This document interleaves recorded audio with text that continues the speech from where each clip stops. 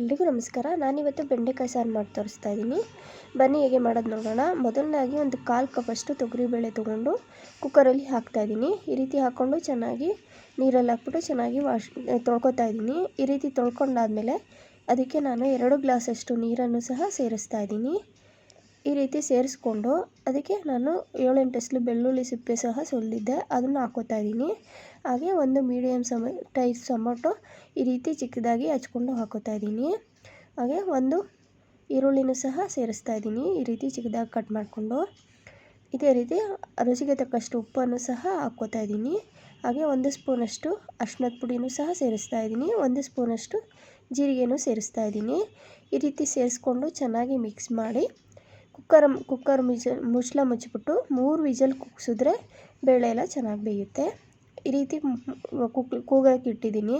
ಹಾಗೆ ಇಲ್ಲಿ ಒಂದು 1/4 kg ಬೆಂಡೆಕಾಯಿನ ನೀಟಾಗಿ ತೊಳೆದ್ಬಿಟ್ಟು ಈ ರೀತಿ ಹಚ್ಚಿಟ್ಕೊಂಡಿದ್ದೀನಿ. ಇದನ್ನು ಸಹ ಫ್ರೈ ಮಾಡ್ಕೊಂಡಿದ್ದೀನಿ. ಅದು ಲೋಳೆ ಅಂಶ ಎಲ್ಲ ಹೋಗಬೇಕು, ಆ ರೀತಿ ಚೆನ್ನಾಗಿ ಹುರ್ಕೋಬೇಕು. ಈಗ ಹುರ್ಕೊಂಡಿದ್ದಾಗಿದೆ. ಹಾಗೆ ಕುಕ್ಕರ್ ವಿಜಲ್ಲು ಸಹ ಬಿಟ್ಟಿದೆ. ಈ ರೀತಿ ನೋಡಿ ಚೆನ್ನಾಗಿ ಬೇಳೆ ಟೊಮೊಟೊ ಎಲ್ಲ ಚೆನ್ನಾಗಿ ಬೆಂದಿದೆ. ಈಗ ಸ್ವಲ್ಪ ಅದನ್ನು ಮ್ಯಾಶ್ ಮಾಡಿಕೊಂಡು ಎತ್ತಿಟ್ಕೊತಾ ಇದ್ದೀನಿ. ಅದೇ ರೀತಿ ನಾನು 2 ಸ್ಪೂನಷ್ಟು ಹುಳಿ ಸಾಂಬಾರು ಪುಡಿನೂ ಸಹ ಮನೇಲೇ ಮಾಡಿರೋ ತೊಗೊಂಡಿದ್ದೀನಿ. ಹಾಗೆ ಒಂದು ಚಿಕ್ಕ ನೆಲ್ಲಿಕಾಯಿಗಾದರೂ ಹುಣಸೆಹಣ್ಣು ಸಹ ನೆನೆಸಿಟ್ಟಿದೆ, ಅದನ್ನು ಚೆನ್ನಾಗಿ ಕಿವುಚ್ಬಿಟ್ಟು ಈ ಸಾಂಬಾರು ಪುಡಿಗೆ ಮಿಕ್ಸ್ ಮಾಡ್ತಾಯಿದ್ದೀನಿ. ಈ ರೀತಿ ಮಿಕ್ಸ್ ಮಾಡಿಕೊಂಡು ಈ ಬೇಳೆ ಕಟ್ಟಿತ್ತಲ್ವ ಅದಕ್ಕೆ ಮಿಕ್ಸ್ ಮಾಡಿ ಹಾಕೋತಾ ಇದ್ದೀನಿ. ಈ ರೀತಿ ಹಾಕ್ಕೊಂಡು ಚೆನ್ನಾಗಿ ಮಿಕ್ಸ್ ಮಾಡಿ ಒಂದು ಸೈಡಲ್ಲಿ ಎತ್ತಿಟ್ಕೊತಾ ಇದ್ದೀನಿ. ಇದಾದಮೇಲೆ ನಾನು ಅದೇ ಕುಕ್ಕರ್ಗೆ 2 ಸ್ಪೂನಷ್ಟು ಎಣ್ಣೆನೂ ಸಹ ಹಾಕ್ಕೋತಾ ಇದ್ದೀನಿ. ಹಾಕ್ಕೊಂಡು ಚೆನ್ನಾಗಿ ಎಣ್ಣೆ ಕಾದ ನಂತರ ಸಾಸಿವೆ ಹಾಕ್ಕೋತಾ ಇದ್ದೀನಿ. ಸಾಸಿವೆ ಚೆನ್ನಾಗಿ ಸಿಡಿಬೇಕು. ಈ ರೀತಿ ಸಿಡಿದಾದ ನಂತರ ಕರಿಬೇವು ಹಾಕ್ಕೋತಾ ಇದ್ದೀನಿ.